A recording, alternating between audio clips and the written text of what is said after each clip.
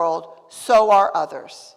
So those around us are part of the constant presence Jesus promises to the disciples and us.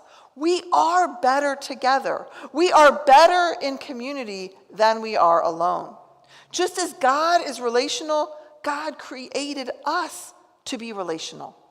So when we live into the gift and the understanding of community and mutual support, we're able to live that abundant life God has for us, and we're able to do far more than we could ever do before by ourselves. So then, how are we to do this? And why is this really important? And even more so, who's it really hurting if I just rely on myself? Well, first off, when we rely heavily on ourselves, we more often than not, begin to think we're more like God than probably is good for us. We are not God, but it's all too easy to try to play God and work things out the way we see fit without even seeing if that's the way God really wants us to do it, or even wants what we're doing to be done.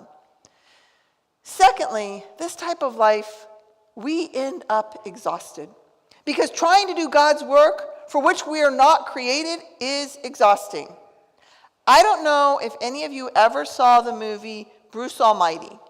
It was a movie that came out probably 20 plus years ago now. I realize I'm getting old.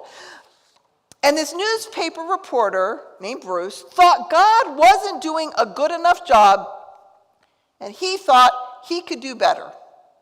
So, God, with the sense of humor God always has, at least the God I have has a great sense of humor, God decided, I'll let him try to be God for a week, see how it works out.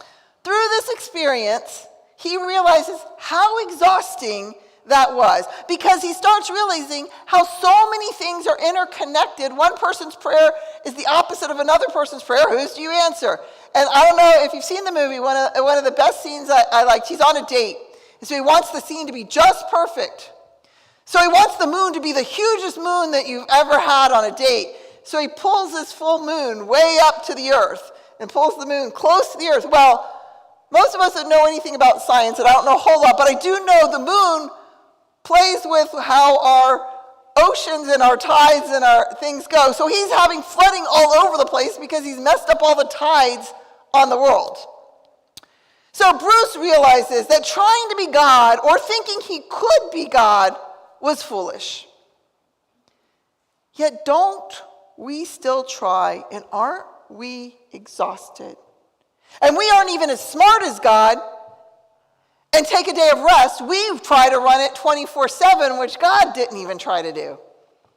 Giving up on the mindset of the Lone Ranger and self-reliance and recognizing that we are not God, and in all honesty, we probably really don't want to be, as Bruce found out, allows us then to open ourselves up to trust God and God's presence in our life. We can realize we don't have to solve all of our problems on our own.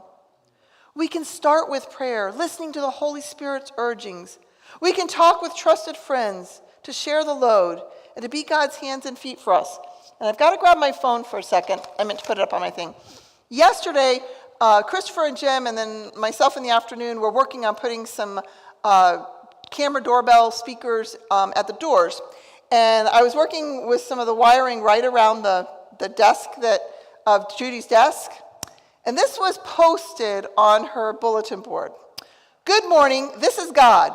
I will be handling all of your problems today. I will not need your help, so have a great day. I thought that was great when I was going through my sermon this morning. Oh, I've got to put that piece. So Jim sent it to me when he got here, when he was dropping something off for me at the other church. So that's why I was on my phone. So what would peace and rest allow us and give to us if we truly embraced this way of life? Giving up our control. I loved our song this morning. God's in control, not us. And trusting in God's presence in our life. As we walk through our days, it would be refreshing and renewing rather than exhausting.